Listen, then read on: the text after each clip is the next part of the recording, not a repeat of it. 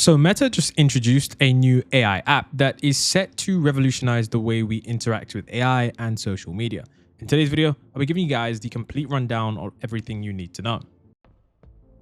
Take a listen to what Mark Zuckerberg says about his own AI app, and then we can dive into the really specific details. All right, hey everyone, we built a new thing for you.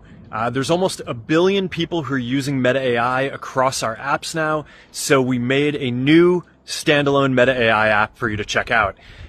Meta AI is designed to be your personal AI. That means, first, it's designed around voice conversations. You open up the app and you can talk to it about whatever you want, from the news to an issue you're dealing with to just anything that you want to learn about.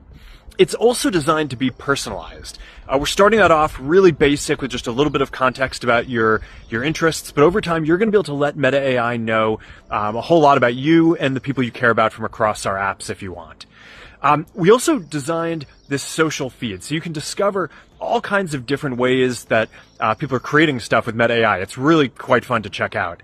And also, you're going to be able to use the app to manage your Meta glasses and other kinds of AI devices that we're going to be building in the future. So anyway, this is the beginning of what is going to be a long journey to build this out. But go check it out. Let us know what you think. So one of the first key things that they actually talk about here is the fact that this AI is going to have incredible memory. And I think that's a really important feature for any AI if we're supposed to evolve with those AIs over the future. So we wanted to focus on pushing the limits and a fresh take on how people could use AI. We were very focused on the voice experience, the most natural possible interface. So we focused a lot on low latency, highly expressive voice. The experience is personalized, so you can connect your Facebook and Instagram accounts, and the assistant will have a rough idea of your interests based on your interaction history. It will also remember things you tell it, like your kids' names and your wife's birthday, and all the other things you want to make sure your assistant doesn't forget. So coming back to the memory thing, I think, once again, it's remarkably important to have a memory feature because oftentimes people don't realize the ability to have a conversation with an AI that knows things about you. The conversation depths are a lot more intense, they're a lot more thoughtful, and there are a lot more nuances that the AI has that makes the conversation a lot more enjoyable. Now, I do think that this memory feature is part of the AI community's wider part to ensure that individuals are using their tools for longer. And of course, having memory is definitely one of those. Now, especially with memory as well, you have to understand that Meta is really building an incredible app and ecosystem. So when you have memory built into an AI, you are much less likely to leave that AI. So it's really important that, these companies are building that feature in. That way, over the long term, it's going to be more of a hassle for you to switch from your base AI that has all of your memories, your preferences, than to a completely new AI system, because I think it's going to be quite like an operating system in the sense that some people are iPhone and some people are Android. And, most people probably won't switch over the course of their lifetime. We added an experimental mode, which is full duplex voice. This means it's trained on native dialogue between people in speech. So rather than the AI assistant reading a text response, you're actually getting native audio output. And full duplex means that the channels are open both ways so that you can hear interruptions and laughter and an actual dialogue just like a phone call. So it's pushing the limits, what we think of what's possible with a natural voice experience. It's early. So the duplex mode doesn't have tool use, it doesn't have web search, so you can't ask it about NBA trades and like the papal conclave. However, it's a very interesting way to see what's possible at the frontier.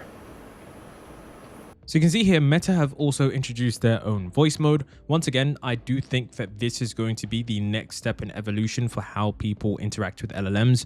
Oftentimes, yes, you're going to be copying and pasting code and articles and all of that stuff. That is very useful. But for the day-to-day, for the average user to have a great experience, large majorities of people who really don't use AI the main thing that they're going to be doing is just talking to the AI like an average person. And I think this form factor is probably going to become one of the most widely adopted ways. So Meta having this, full duplex mode where you can talk forward and backward from an AI is something that I think is definitely going to put them on the map, because there are going to be interactions, they're probably going to go viral, and it also helps to anthropomorphize the AI in the sense that you can talk to it like it's a person. Now, I'm not going to even mention the loneliness problem that is, sweeping the United States and many Western countries, but I do think that this will be increasingly popular as it becomes even better over time. There's going to be different personalities, different voices. So this is going to be something that, of course, Meta are trying to push. We also wanted to make this fun. And we know a lot of people getting started with AI have no idea what to do with it. And it's not until they see the way that others are using it, doing stuff like them, that they get inspired. So whether it's homework or creative writing or AI artwork or code, the community is actually quite mimetic in that we learn from seeing each other do it. So we put this right in the app. You can share your prompts, you can share your art.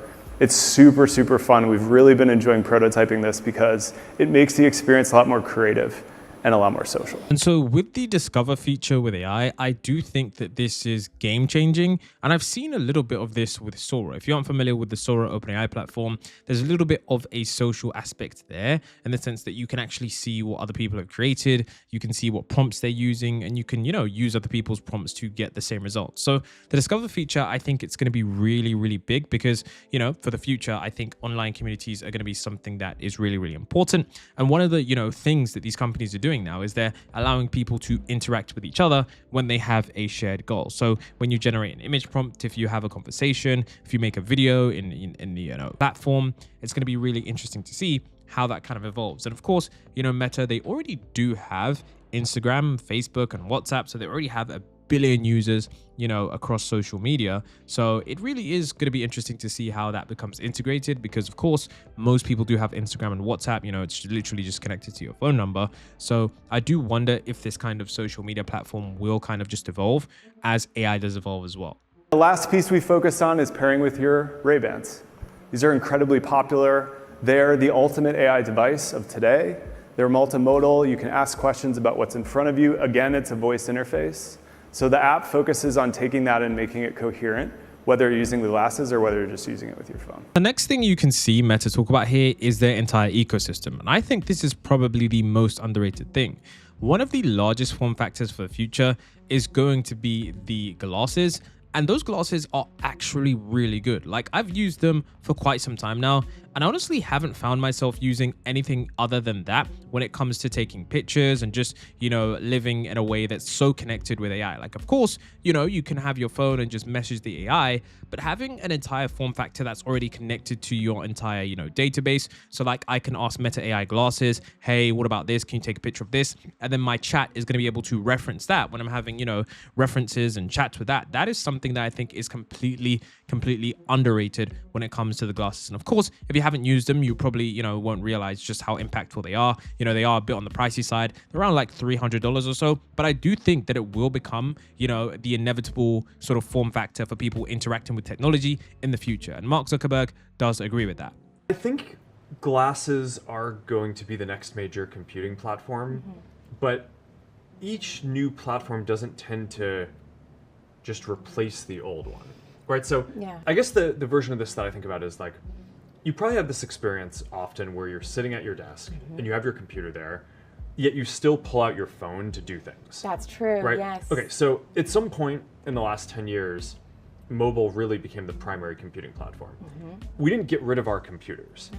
It's just that even when you have it, you still do more things on your phone. So what I think is going to happen with glasses is we're going to get to this point, probably sometime in the 2030s, where you have your phone with you, but it's going to stay in your pocket more because you're just going to be doing more and more things on your glasses that maybe today you would do on your phone.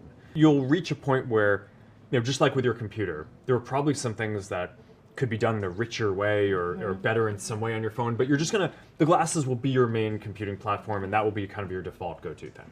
And then maybe over time you get to this point where people just don't bring their phone with them everywhere. But I think that's really far down the line. Now, Meta also do have a Canvas feature on the web application. So remember, it's not just a mobile application. It is currently a web application. I'll be releasing a full tutorial diving into exactly how to use this platform, because it is really comprehensive, considering that it's basically free for all of the features that you would naturally use in many other AI ecosystems like ChatGPT, and oftentimes even a little bit more. And one thing I will say is that oftentimes companies don't really get the design language down. Like, a lot of times I'm talking with an LLM and things are just designed in a way that isn't user friendly, and it's just not intuitive to know. You have to go through so much documentation to kind of find things. But Meta's platform, I will say, having the Canvas feature there and having other features there, it definitely shows me that they've spent some time designing this web app to actually be really user friendly for even beginners. I mean, when you're publishing something to over 100 million users in just America alone and over 1 billion users globally, you definitely have to make sure people can use it right off the bat. Now, of course, Meta did also add image gen into their software. And like I said, the design is really, really well thought through. Most beginners won't know any sort of design styles. It's not their fault. Unless you're working in the creative industry, you're not going to really know, all of the different design styles that are really possible. So this is something that, is really nice. They've got, the visual editor right there. You can literally make images almost immediately. And it's something that is, once again, really useful for those of you who are just getting into the AI space that want to experiment with tools on Meta's platform, and in a way that's relatively extremely cheap. So overall, I do think Meta have done an outstanding job here, and I'll definitely be exploring the platform later on today.